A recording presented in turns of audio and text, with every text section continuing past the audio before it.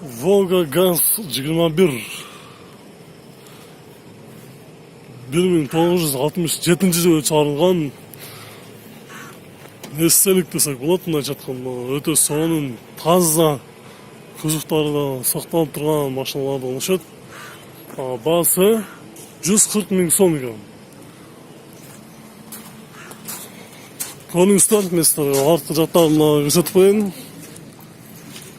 Объем 2.4 140 000 сом механикаға. Қарашылап көріп алыңыздар ушул машинаны.